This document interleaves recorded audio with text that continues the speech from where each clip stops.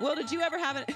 He's also drinking his protein shake out of a wine glass because, of course, he is the wine MVP. Thanks for joining us, Will. Did you ever have an injury like that during your career? Did I ever have an injury? I had 9 surgeries. Are you kidding me? I survived the NFL, but I had three knee surgeries, 2 ACLs. One I had to do revise. I had 2 foot injuries, like 4 hand. Look at this finger. This thing is ruined. Oh Look at God. that. See the difference? Look at that. It's like looks like an alligator. Yes, lots of injuries. Y'all are ridiculous. So that being said, do you like this addition of Allen Robinson to the Rams? I absolutely love it. I was with A-Rob in Jacksonville, and I just saw how insanely talented he was going against him as a rookie during one-on-ones. And I just knew he had that big playability. You saw what he did at Penn State. He had that famous jump ball in one of those games. But, yeah, he's absolutely elite talent. I'm just so happy he has now an elite quarterback. He has an elite play caller, and he went and got some elite dollars in LA, and it's the perfect fit. I know Cooper Kupp is like beyond ecstatic because he's going to ball out again. So this is absolutely perfect. Just another the target that Stafford needs, that McVay needs to take a shot over the top, no doubt.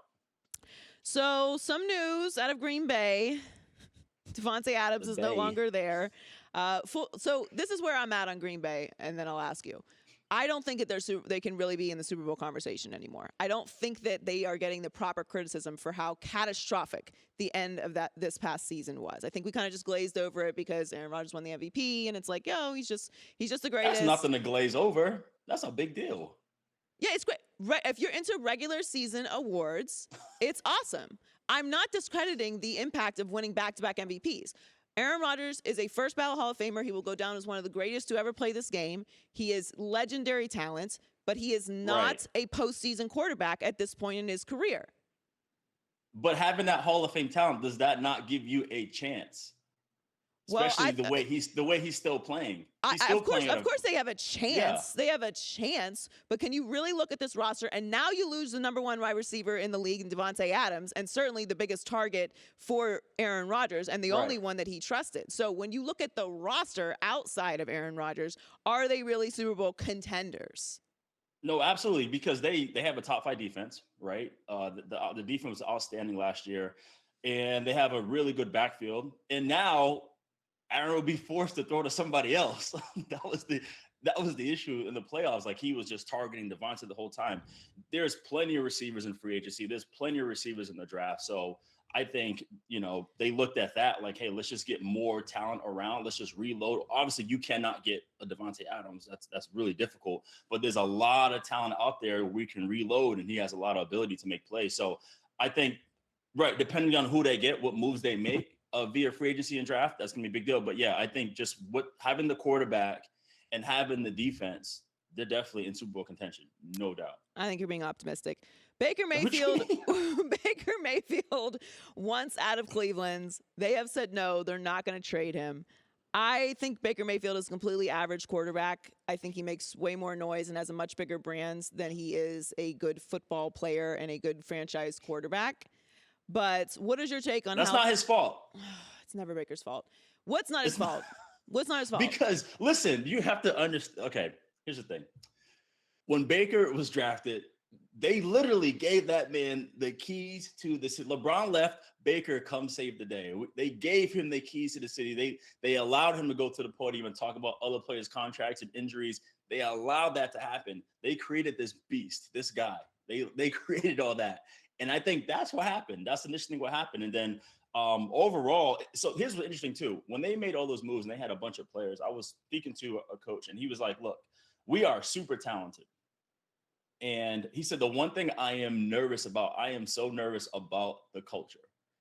And I think just from the top down, from the front office, management, all that, I think that's what happened, is that they allowed this culture to be like this, where it's awkward. A lot of the good players are now gone, and apparently he wants out. So it's like they've been talented. They just never had the right culture to be as competitive as they should be. Like, I feel like this is the most underachieved team in the NFL, especially who they had the past couple of years.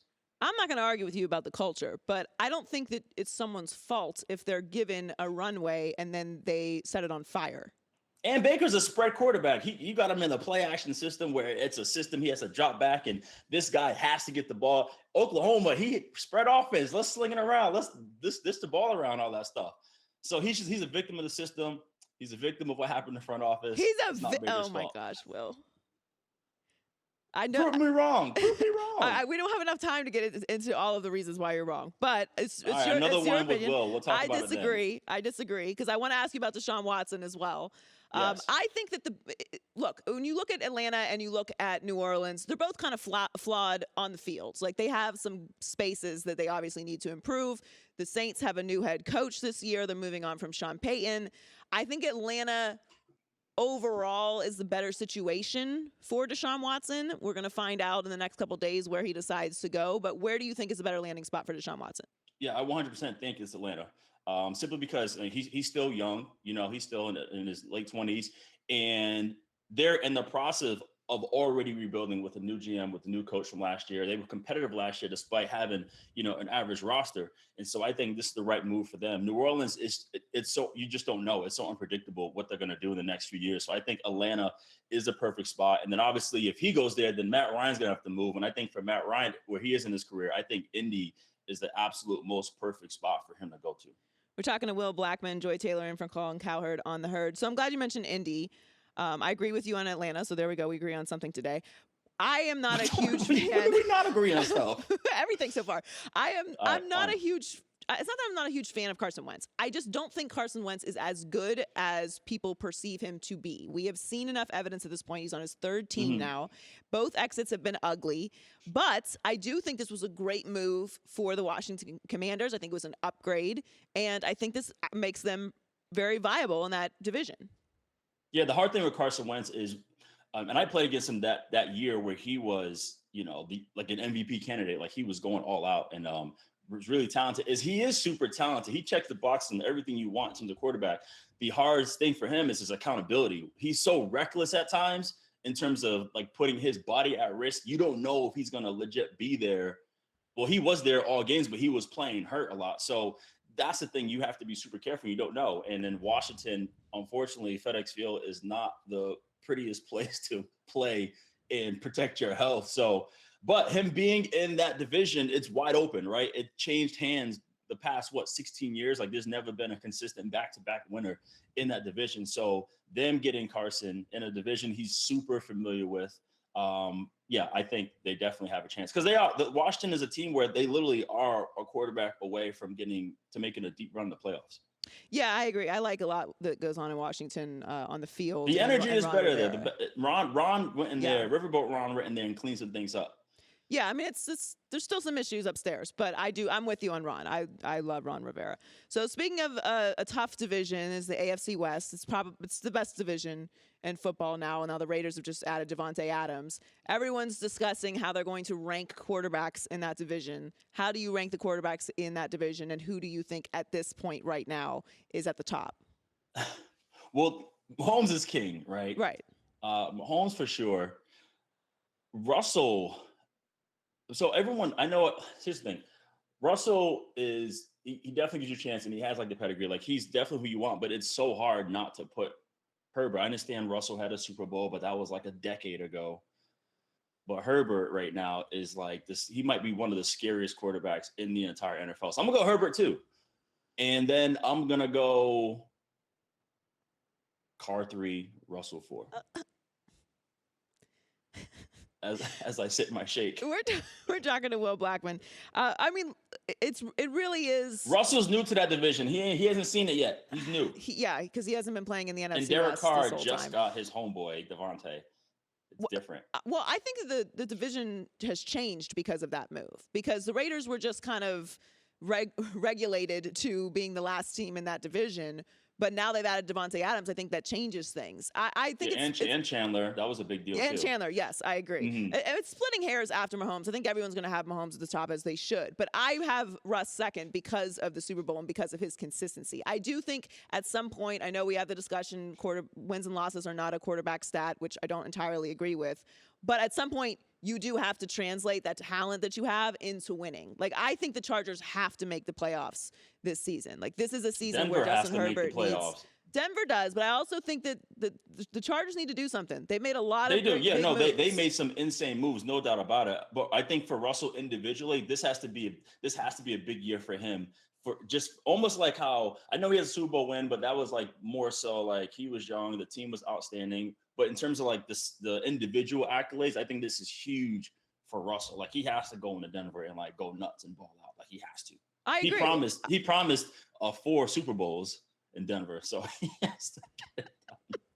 I agree. I think that Russell Wilson and Aaron Rodgers have poured on a whole nother layer of expectations on their career for the next couple years with the noise. Aaron did. No, he did not.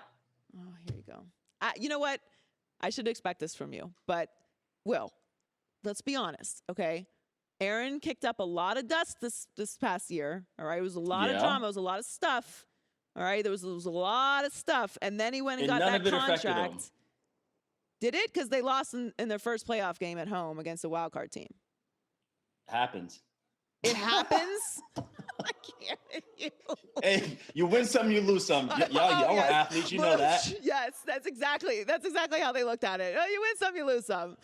I can't. You don't think that Aaron Rodgers has extra pressure on him going into the next 2 years? He has absolute zero pressure. Like he actually, the fact that this happened and people are like, how is he going to be without Davante? He's going to go ball out again. Every time people go off on Aaron, he goes out and plays super well. So there's no extra added pressure.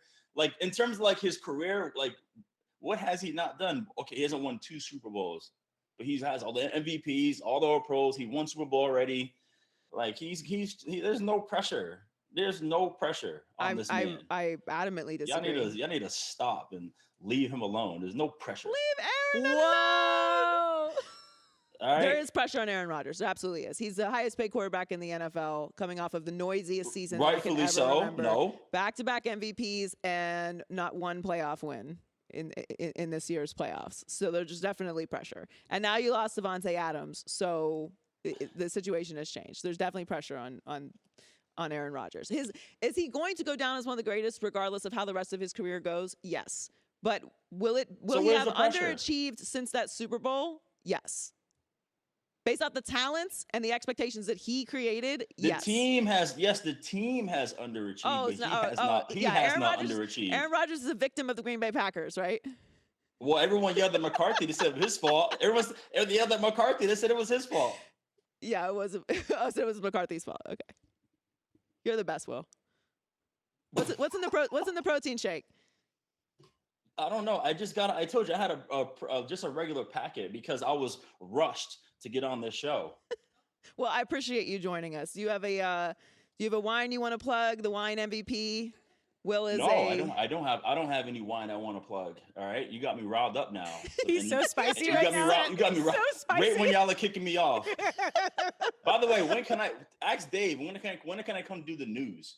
Because Colin likes to take this off. By the way, Colin tried to call me out on the show saying like I fanboyed when it was him who fanboyed. He was like, "Oh, Al Michaels, that was my hero." And I was like, I want to get a selfie. And he made it seem like I was desperate. I'm like, all right. I'm going to tell Colin you said that, Will. You can. And I fanboyed when I met Al Michaels. It's okay to fanboy when you meet Al Michaels. It's acceptable. No doubt. But he was the one that lost his mind. And the funniest thing, too, when I called him to meet up, he was like, I'm working out. I was like, you don't work out, dude. Cut it out. Colin works out every day. He lifts weights. Man, all right.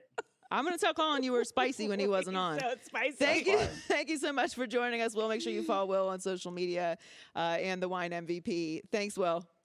Bye, Joy, and the happiest person in the world. Alex Cheers. Curry.